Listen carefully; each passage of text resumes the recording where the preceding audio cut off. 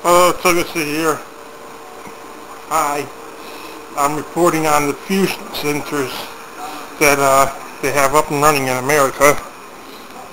I got a CNN video to show you, and plus some Google results that I'm going to put up so that you can see why you should never, ever, ever say anything out loud on the internet.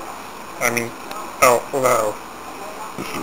There's a lot of people doing things that are unsafe for them on the internet.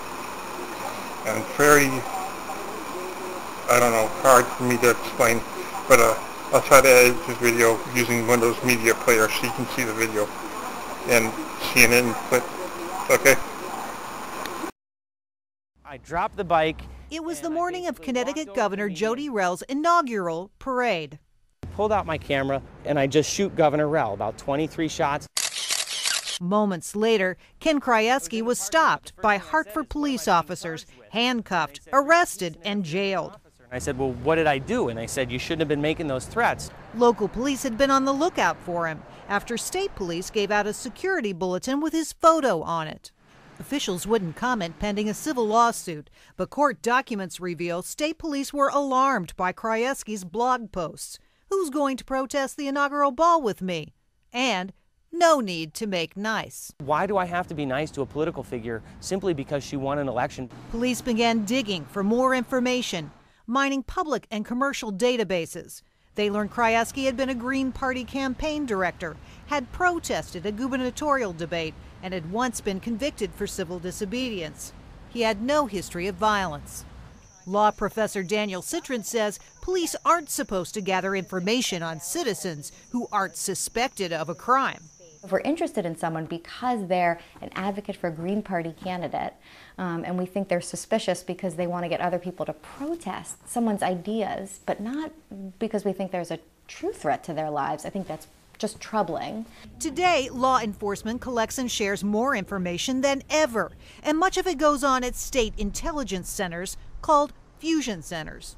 Fusion centers were started after 9/11 to help federal, state, and local law enforcement connect the dots and stop a terrorist attack. The Department of Homeland Security says they are a critical tool in keeping the nation safe. In a typical fusion center, an FBI agent might be sitting next to a state highway patrol officer. They don't merely share space, they share databases and techniques. But what's going into those databases has critics worried. The ACLU says there's evidence that some fusion centers have targeted Muslim groups and peace activists for surveillance. Collecting information about people that has no relevance to whether or not they're breaking the law. We're in the center of the analysis element where we have... The director of New Jersey's Fusion Center says law enforcement works hard to balance national security with individual privacy. We in law enforcement, and certainly in fusion centers, are very attuned to the Bill of Rights. We are not in the business of investigating First Amendment or constitutionally protected rights. But Ken Krajewski thinks police in his town crossed the line. The police did not determine the difference between who was dangerous and who was merely expressing protected constitutionally protected viewpoints. So I guess if you live in Connecticut, the facility which you would need is, as far as the government goes, the information you would need is on those who would say that they want to go down and protest Jody Rell, you know, Princess Jody Rell, who is our governor. And I guess you need to find out what they need to access your information in your state, because I'm telling you, they're watching everybody online, and you need to be careful with what you do and say. Peace.